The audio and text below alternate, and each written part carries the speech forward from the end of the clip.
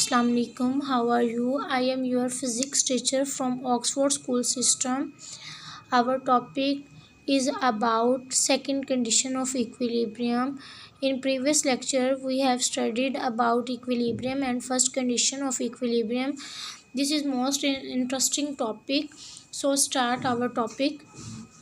Bismillahirrahmanirrahim. देखिए बेटा, the second condition of equilibrium implies to the rotational equilibrium. First condition जो है वो ट्रांसलेशनल थी, ठीक है, लीनियर मोशन के रिलेटेड थी, और ये सेकंड जो है ये रोटेशनल है. रोटेशन का मतलब होता है गोल घूमना, चक्कर लगाना, अपने एक्सिस के गिर्द रोटेट करना.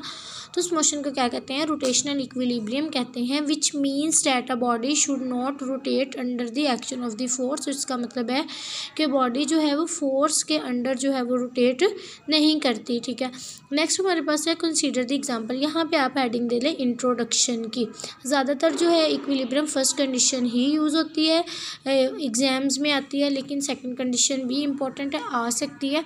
तो फर्स्ट टू लाइन्स जो है ये एज अ इंट्रोडक्शन है, ठीक है. नेक्स्ट आप फिर बेटा डिफाइन करेंगे इसकी. जब भी हम लॉन्ग क्वेश्चन अटैम्प्ट करते हैं तो सबसे पहले इंट्रोडक्शन दिया जाता है, उसके बाद डिफाइन लिखी जाती है, उसके बाद एक्सप्लेनेशन या एग्जांपल ली जाती है, लास्ट पे हम उसके कंक्लूजन या मैथमेटिकल फॉर्म लिखते हैं, तभी हमारा लॉन्ग क्वेश्चन जो है वो अटैम्प्ट होता है. Consider the example of a rigid body. एक हमारे पास रिजिड बॉडी है. Two forces F1 and F2 on equal magnitude are acting on it. F1 और F2 जो है दोनों फोर्सेस जो हैं इस पर एक्ट कर रही हैं, ठीक है. लेट्स सपोज एक गोल जो है बॉडी है, एक सर्कुलर रैंडम सी जैसे ये डायग्राम बनी हुई है. तो एक फोर्स अपवर्ड है वो F1 है, और जो डाउनवर्ड है वो क्या है हमारे पास F2 है. In a case A both the forces acting along a same line of action. हम देखते हैं केस ए है तो दोनों की फोर्सेस की जो डायरेक्शन है वो क्या है? सेम है, उसका जो एक्शन है वो सेम है. In a case two the line of action of two forces are different. और लाइन जो डायग्राम बी है उसमें क्या हो गया है? डिफरेंट हो गया. ये देखें ना, ये लाइन सेम है, यहाँ पे फोर्स है और एक यहाँ पे, लेकिन बी डायग्राम में हमारे पास क्या है? एक पॉइंट अप है और दूसरा पॉइंट क्या है? डाउन है. तो डिफरेंट डायरेक्शन हो गई, different magnitude. Since magnitude of F1 and F2 are equal, so the resultant force is zero in both the cases. जब भी बेटा फोर्सेस इक्वल इन मैग्नीट्यूड और ऑपोजिट इन डायरेक्शन हो तो फोर्स हमेशा किसके इक्वल होती है? ज़ीरो होती है. देखिए ना, एक फोर्स क्या है? आगे की तरफ जा रही है तो इसे प्लस ले लेते हैं, और एक फोर्स जो है वो बैकवर्ड जा रही है इसे माइनस ले लेते हैं. और प्लस माइनस क्या होता है? माइनस होता है. अगर ये 1 है तो ये भी 1 है, तो प्लस माइनस क्या हो जाएगा? कैंसिल होकर ज़ीरो हो जाएगा. तो यही बात जो है इस टॉपिक में बताई जा रही है. आपने ऐसे ही इसे जो है वो राइट करना है, याद करना है, एक्सप्लेन करना है. Resultant force is zero in both the cases. The force are forming couple, ठीक है. कपल हम बेटा लास्ट टाइम हम इसी चैप्टर में जो है स्टार्ट में पढ़ चुके हैं कि कपल हमारे पास क्या होता है? वो फोर्स जो इक्वल इन मैग्नीट्यूड और ऑपोजिट इन डायरेक्शन हो, जैसे कि टर्निंग जो है वाटर टैप है, इसके अलावा स्टीयरिंग द व्हील है, और भी जो कार है सॉरी.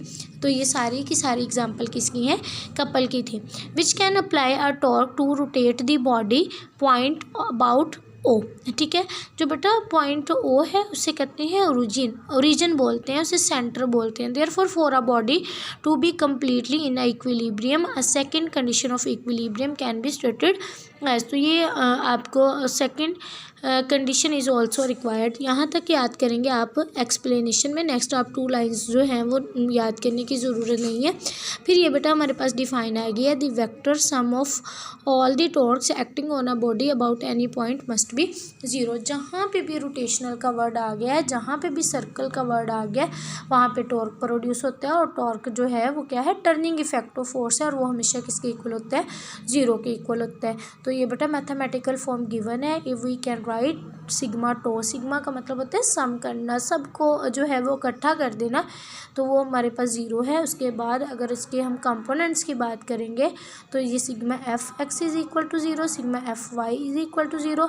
जब फोर्स ज़ीरो होगी तो टॉर्क भी क्या होगा? ज़ीरो होगा. बेटा जी टॉर्क की अगर हम मैथमेटिकल फॉर्म देखें तो वो है tau is equal to F cross L, ठीक है. L is a moment arm, F is a force, tau is a torque. तो जब हमारे पास फोर्स ही ज़ीरो हुई है तो टॉर्क जो है वो भी क्या हो जाएगा? ज़ीरो हो जाएगा। ठीक है, तो यही आज का आपका टॉपिक है, इसे लाजमी अच्छे से पढ़ लीजिएगा, कोई भी कन्फ्यूजन नहीं पूछ लीजिएगा। ओके जी, अल्लाह हाफिज़, स्टे ब्लेस्ड।